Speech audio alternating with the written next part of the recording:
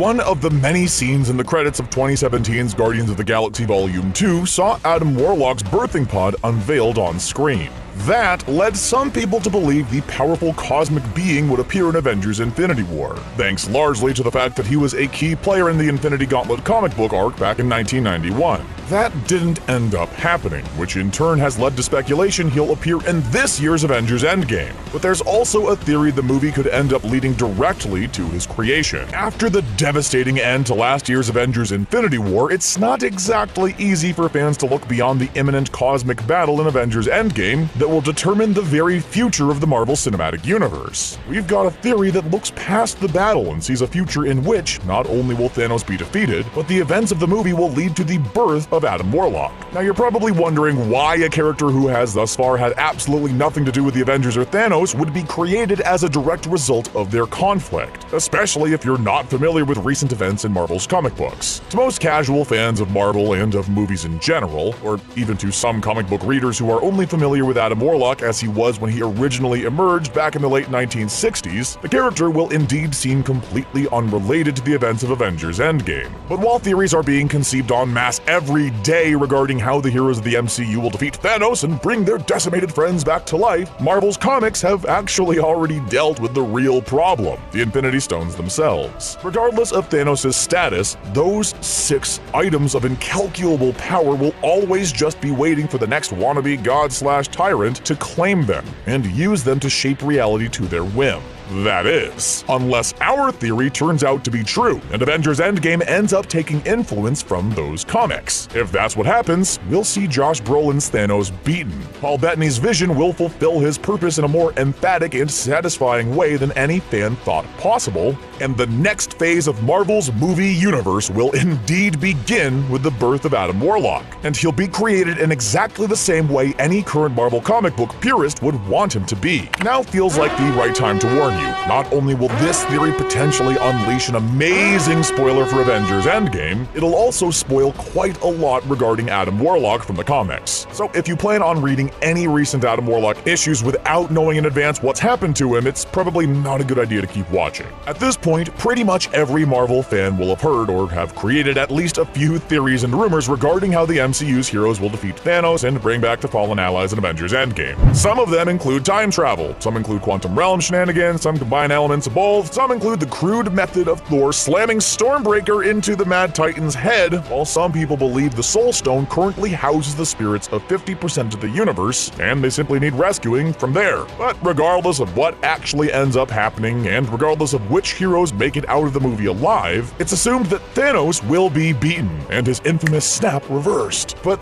that would leave the heroes of the MCU with another problem: those pesky Infinity Stones. You may remember that at the start of Avengers Infinity War, Wong and Doctor Strange explained to Tony Stark and Bruce Banner that these 6 stones were scattered across the cosmos and lost from the moment the universe burst into existence. For as long as they remained lost and separated from each other, the universe was relatively safe. But when Thanos united them, that all changed. Now, no matter what happens, with every character knowing what the stones are capable of, they will constantly pose a greater threat than any future Marvel villain or catastrophe could ever pose on their own. But how could the majority of the MCU's heroes, characters who have only glimpsed a tiny amount of the cosmos, possibly decide the fate of these infinitely powerful cosmic items? Well, the answer is the majority of them can't, but Vision can.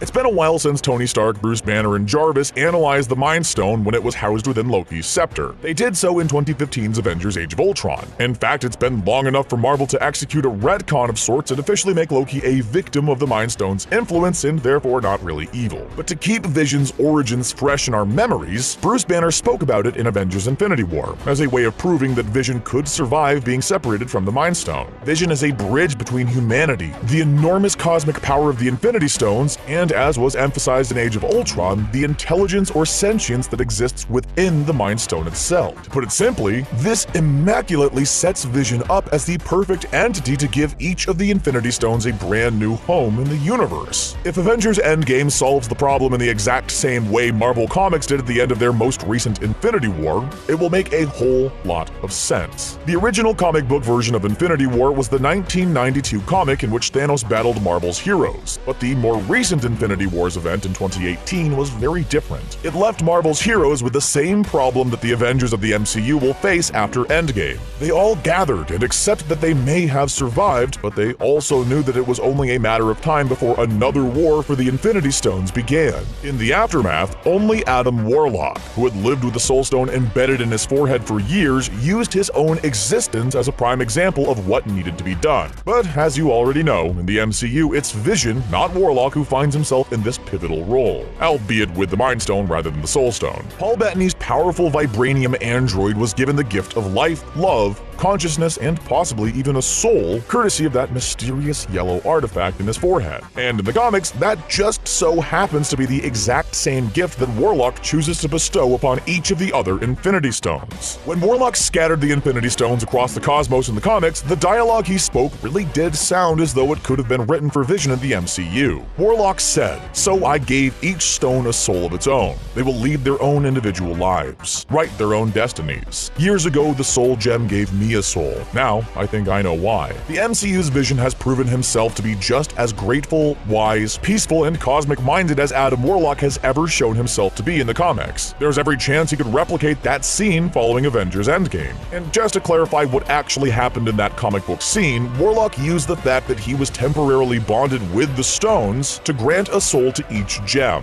and offered the mysterious sentience within each of them the freedom to seek out a life to bond with. As a result, the Infinity Stones are no longer merely objects. They are now living identities in pursuit of, well, essentially whatever they want to pursue. It's certainly a poetic resolution that would undoubtedly work in the MCU, as it would definitely be a great payoff for Vision's entire story up to this point in the franchise. It would finally lead to the birth of Adam Warlock in a more faithful adaptation of his origin story than fans ever thought they were going to get, especially after what they saw in that Guardians of the Galaxy Volume 2 credit scene, when it looked like his creation would be based entirely on sovereign technology. Imagine this, if you will. Avengers Endgame comes to its inevitably epic conclusion. Thanos is defeated, the universe is saved, and at least the majority of the MCU's heroes are alive and well. The Infinity Stones get transformed from being objects into being living entities, each of which is given the chance to find its own purpose in the universe, and one that doesn't involve mass genocide on a cosmic scale. Instead of bringing an end to the Infinity Stone saga in the MCU, the exact opposite happens, as each of them head out into space to do whatever it is a sentient Infinity Stone would want to do. Then, in an epic mid-credit scene,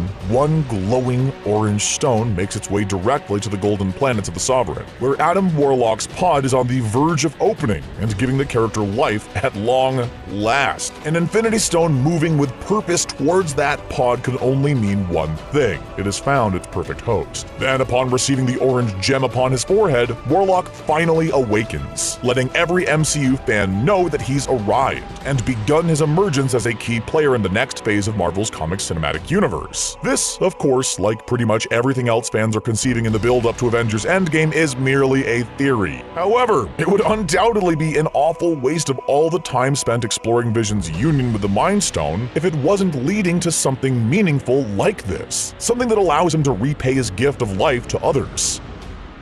Even though James Gunn won't be directing the third Guardians of the Galaxy movie, he was expecting to when he introduced Warlock in that teaser scene, and he will undoubtedly have communicated with the people behind Avengers Endgame to ensure any possible connections to the movie were seamless. This is, therefore, definitely all very plausible. Admittedly, given that Aisha is creating Warlock as a means of destroying the Guardians of the Galaxy after Rocket stole some of their batteries in Volume 2, the theory does have its flaws. If the Guardians play a key role in saving the universe, the sentient Mind Stone would already be familiar with them. So the idea of a being powered by it wanting to destroy them seems just a little bit weird. Of course, it could turn out that Warlock rebels against Aisha's commands and joins the Guardians rather than opposing them. Just an idea. Giving the Guardians of the Galaxy a massively powerful cosmic being as a member would certainly reflect what's happening in the comics right now, as the team currently includes the likes of Quasar, Moondragon, Beta Ray Bill, and Cosmic Ghost Rider. With James Gunn's decision to leave Adam Warlock in hibernation, knowing he could only emerge after the Infinity Stones had been taken from Thanos and somehow scattered, given the order of release of the MCU's movies, are the dots close enough to connect? Whether or not this theory ends up coming true, it's definitely an intriguing one, especially with Marvel's comic books showing how perfectly this particular scenario can be executed. In the meantime, all we can do is wait patiently and hope Avengers Endgame will indeed set the stage for an awesome version of Adam Warlock, and indeed make sure Vision gets the payoff his character deserves. Avengers Endgame hits theaters around the world at the end of April. Make sure you don't miss it.